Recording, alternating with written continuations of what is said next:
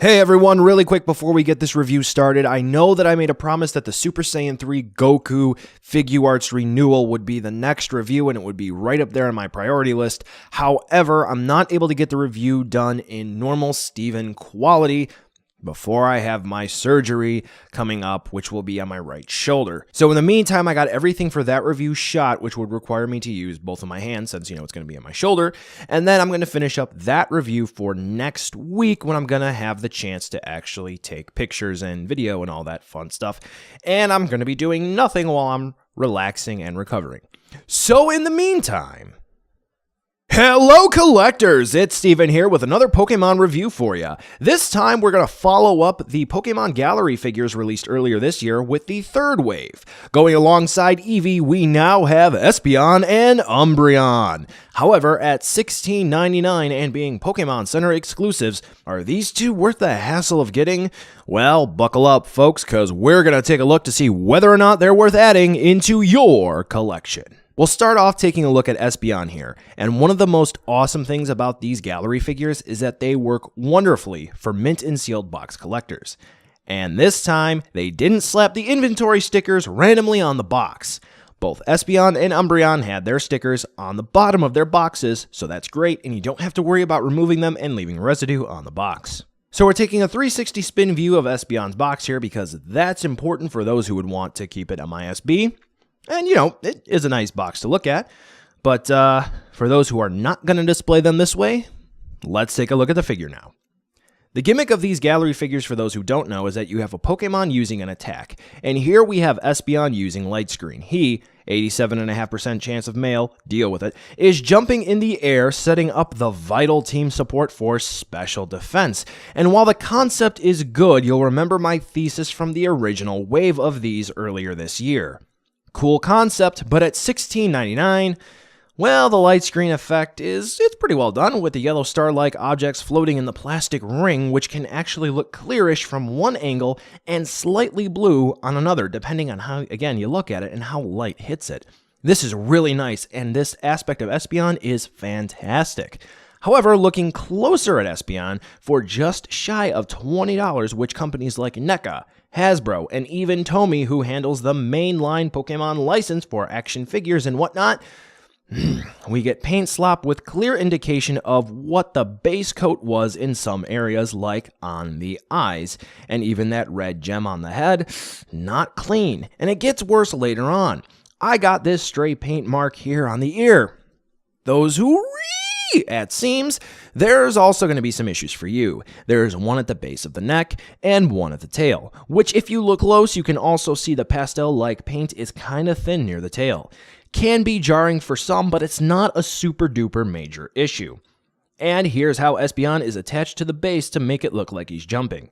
This is really cool in concept, and overall, the effect is really well done, but for the price, it's the craftsmanship that we really have to question where exactly the money went. And now Umbreon, and if you are easily triggered, I'm sorry to say it doesn't get better in this video. Here's Umbreon's box, which is similar to the others, though it's my favorite of this specific duo. Nice to display for those who want it, but at the same time, it's bulky enough so if you want to pitch it, not too big of a deal if you do. I actually might do that to save on space. However, the figure itself is really questionable in quality. Using Dark Pulse, Umbreon is leaping through the air in a dark aura. Now, I'm biased here. Dark Pulse is a personal favorite of mine. You ever seen a noob throw a fit when Lucario uses a Dark Pulse on an Azelf lead on Shoddy Battle? No? I have. It's pretty awesome. Anyway, here, the build really isn't too impressive. Those pinkish rings going around the Dark Pulse base, yeah, they're this oddball flexible plastic material. Just might be rubber, and they're not even on the actual product like it would match on the prototype because of how they're glued to the base. Also, we have random spots that look like glue joints throughout those rings. However, it's only glued at 2 spots on the figure base, no more, no less. And seriously, these rings are really bendy. Just look at what I can do with them here. This is not very neat. These look really cheap in hand, and quite frankly, I'm afraid that breaking aside, these might degrade over time. That's not really cool, guys. Not at all. I would have taken something like very thin plastic here over this. But aside from those rings, the purple aura looks really nice. And surprisingly, we often get floaters in translucent plastic, but none are clearly visible here, which is fantastic.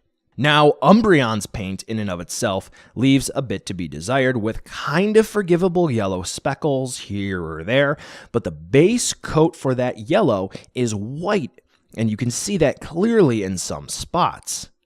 I think this is supposed to emulate some kind of glowing effect, but whether or not this was intentional, or this was just some sort of factory process where they use white as a base coat to really enhance the coloration of the yellow, this just really doesn't look that great.